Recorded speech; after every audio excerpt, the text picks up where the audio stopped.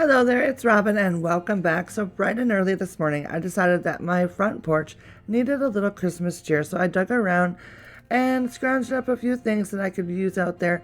One of the things I wanted to add was a little tree, but I didn't have one. So I dug out an old Christmas tree and just used the top section of it. I plopped it into a metal bucket and I think this is gonna work out perfectly.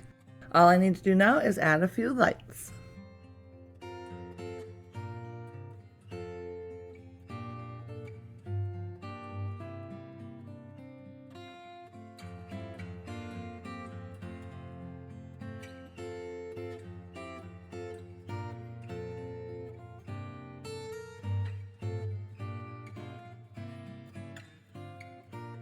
I think it turned out pretty cute. Now I'll take you out to the porch and show you how I've used it.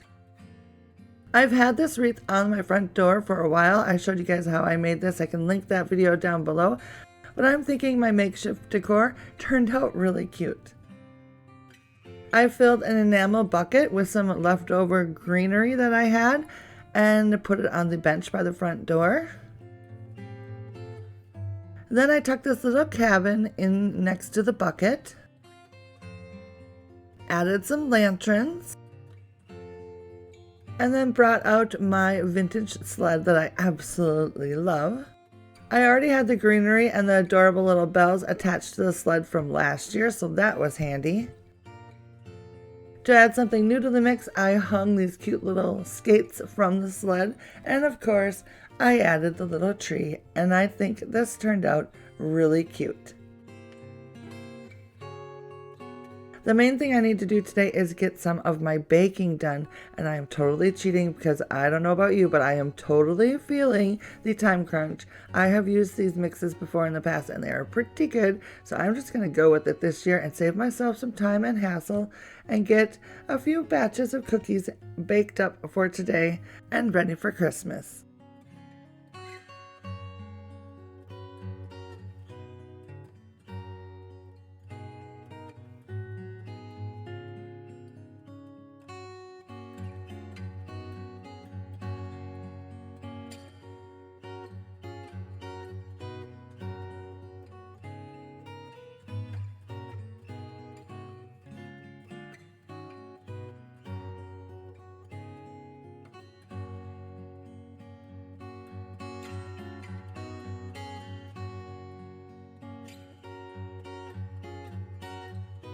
And since I'm already in the kitchen, I decided to make my husband and I some yummy lunch using this air fryer sent to me by Paris Rhone.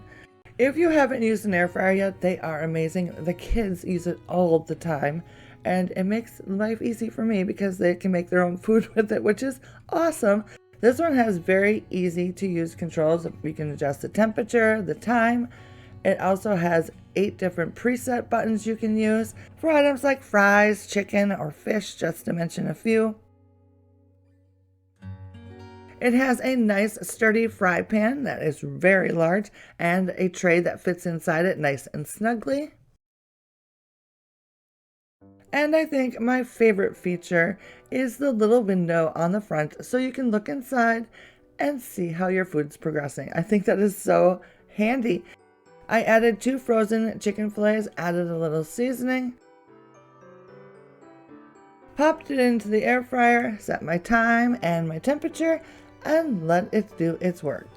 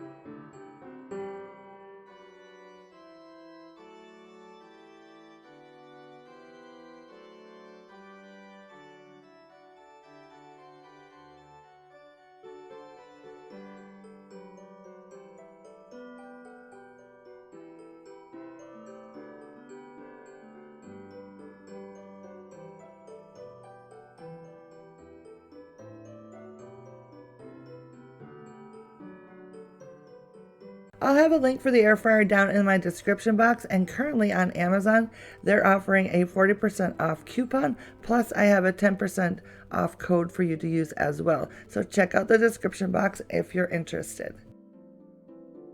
I have to confess, I did cook the chicken just a little longer than I probably should have, but I like it when it gets a little crispy on the outside.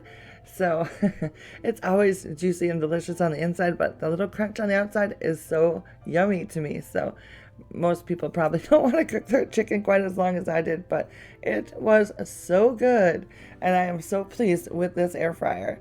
Plus, it is super easy to clean. I just add some hot soapy water, let it sit for about 10 minutes, and then wipe it out and let it air dry, and it's ready to go for the next meal.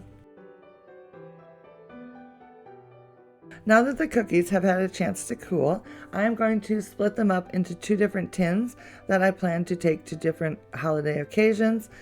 This works out really well for me. This way I just pop it into the freezer until the morning that I need to take them somewhere. The rest of them will get put into the cookie jar for the family to enjoy.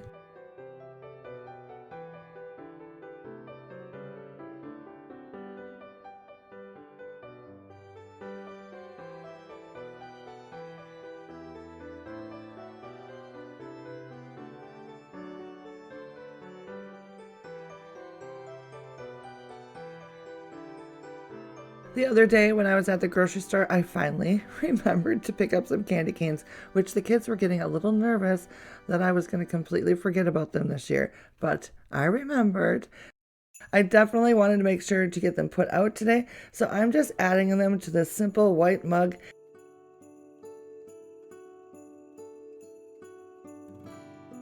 And then I'm just going to add them to my centerpiece display so they're nice and handy.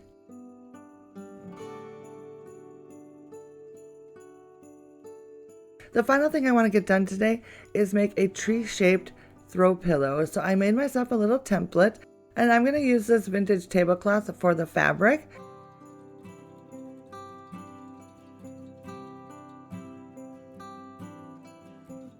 I cut out 2 pieces of fabric and then attached them to each other with pins right side together.